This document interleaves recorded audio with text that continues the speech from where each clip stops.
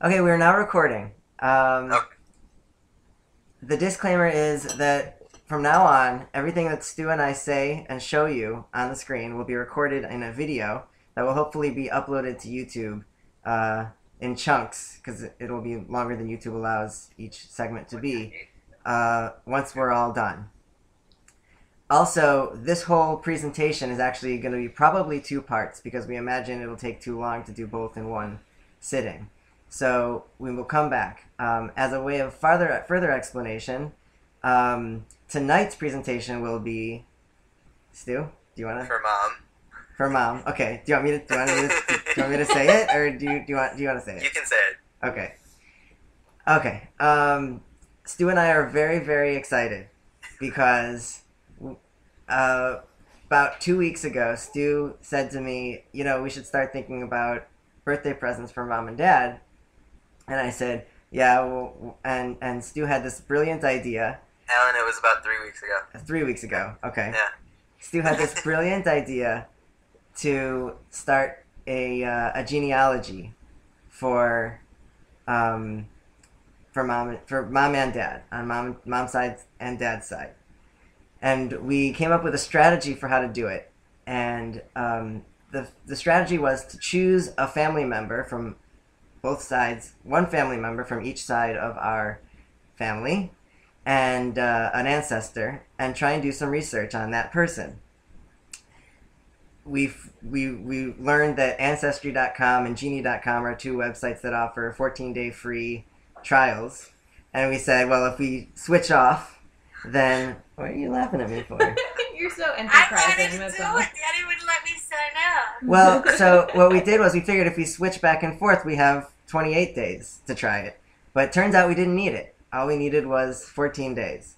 And we got a ton of information, and we're really excited. Yes, and so that's why we wanted to...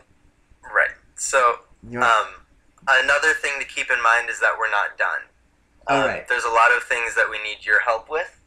And this is, we watch you watch that show, Where Do You Come From? Or Who Do You Think You Are? And Right. how frustrated you get. And it's, Ancestry is cool for American families with, a long history of Mayflower people. Mayflower people, but it's also got some really cool stuff about our family. I found more ancestry stuff about Dad's family than your family, but we found information about your family. More information about your family elsewhere, and we'll get into how we got there. Right, Stu's being very cryptic because we want... We wanted to build up. We wanted to build up. We've been working on this for so long, and we're really excited. But basically, so because tonight is about Mom's family, we'll let you know that the first, Dad, don't be disappointed. You really shouldn't be disappointed. Yeah, hey, come on. So The family member we chose for Mom's side was Uncle Srulik. We decided that was a good place to at least start looking because there's already a lot of information about him out there. And just for you and anybody else who decides to watch this video on YouTube, just a brief biography of Uncle Srulik is that Uncle Srulik was born in Palestine. And Bubby, feel free to jump in if anything I say is wrong, because you knew him better than anybody else in this room. But he is known for having a couple of things. He was a professor at Bar-Ilan University, a very well-known professor, and he was also in Palestine at the time, now Israel, born in Jerusalem, and is also known for having founded and started the short-lived World Union for the Propagation of Judaism, which is say it louder. the World Union for the Propagation of Judaism.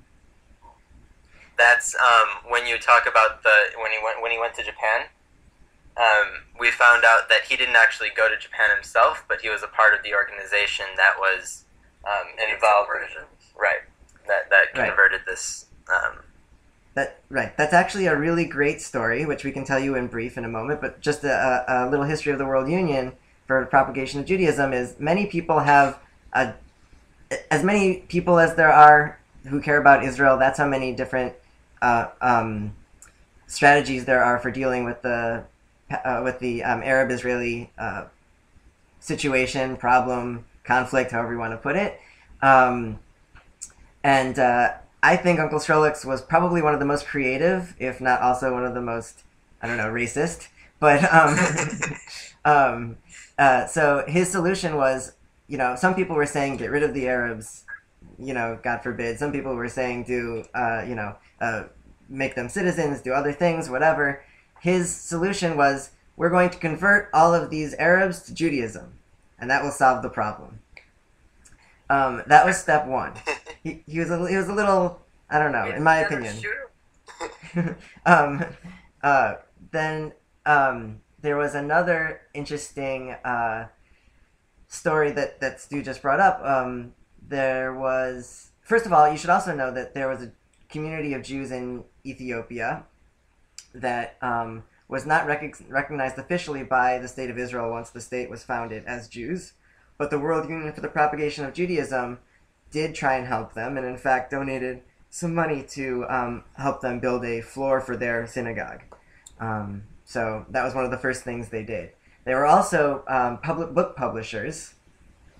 I have here 2 books by Uncle Srulik, all about conversion in Israel. This one's called The Mission in Israel, Christian Missionary Work Activity in Israel. And this one is about conversion in general, in the past and in the present. Also, all in Hebrew.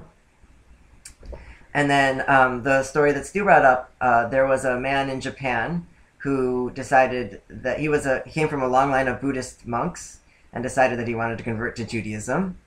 Went to Israel, had the whole conversion process, and when he went back to Japan, he went saying he was going to, with the help of the World Union for the Propagation of Judaism, start a Jewish center in Japan. That's all we know. I couldn't find, neither Stu nor I could find any evidence that there ever was such a center in Japan. And I know, Bubby, you tell a story about how Uncle Srulik used to say he was going to do that, and I don't remember who it was. Maybe it was Uncle Arthur or somebody who said to him something along the lines of, "What are you going to Japan to convert people to Judaism? You got Jews that need to become Jews." Your great-grandfather. Oh, my great-grandfather. Okay. So, whoever it was may have actually had some influence because there may never have been such a center in Japan.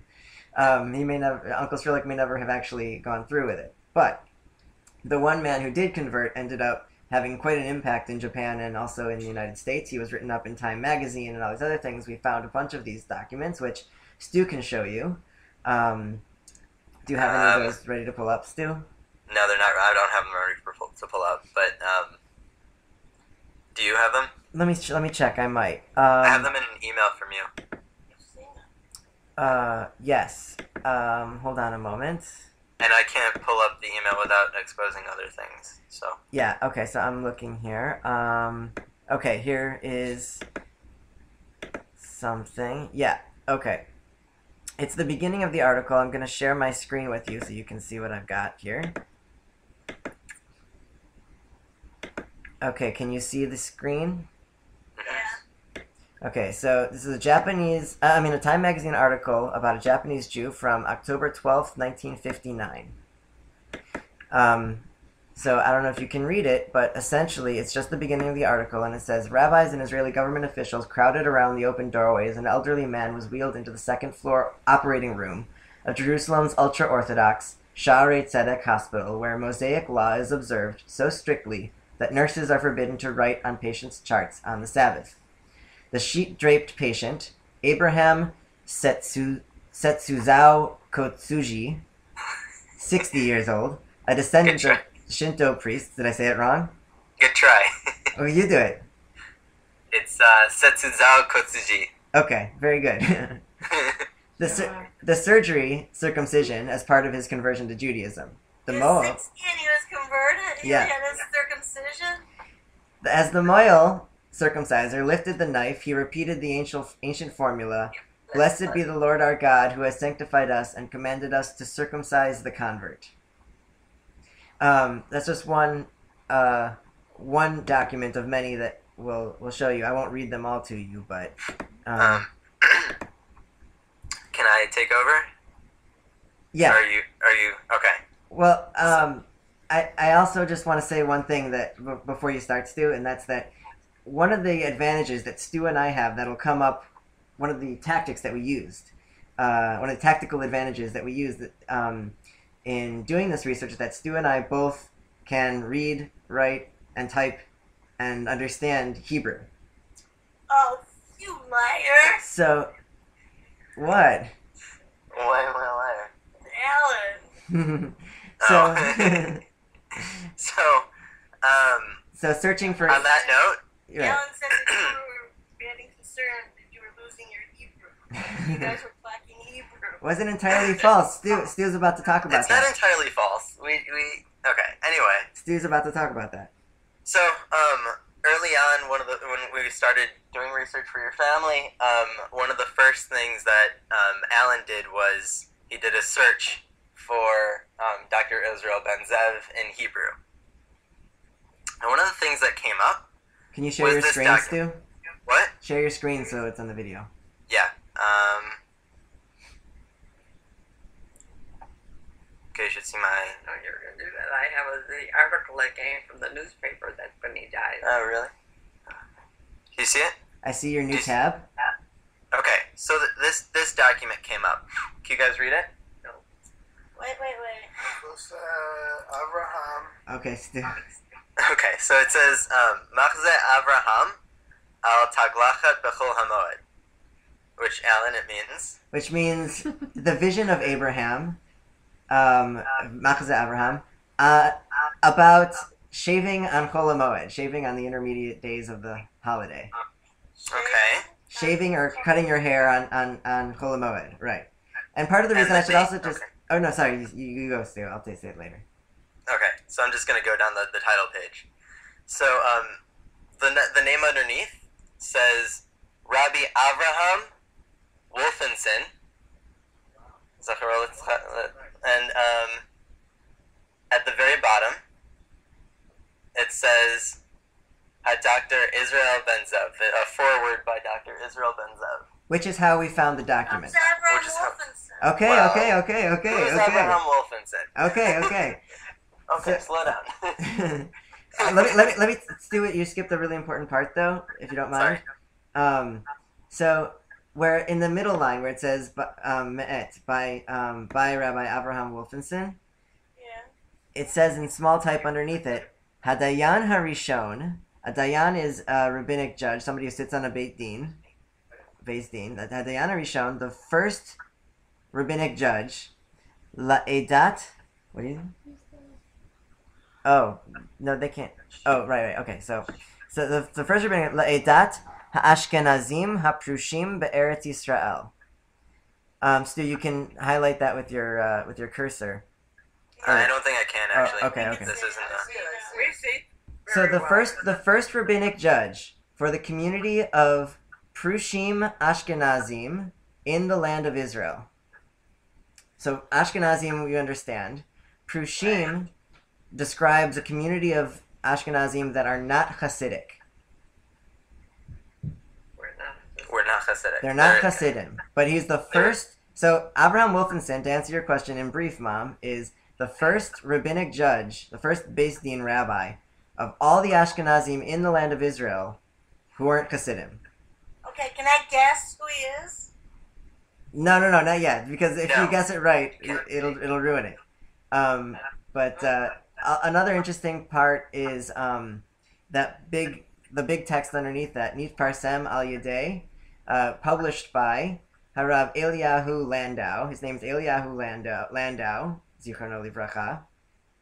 Neched Hagra, Zichrono Tzadik Livracha. So the grandson of the Gra, who is also known as the Vilna Gaon. So the book was published. It's a halachic book about shaving on Chol HaMoed by Avraham Wolfinson, published by the grandson of the Vilna Gaon, with a foreword by Dr. Israel Ben Zev.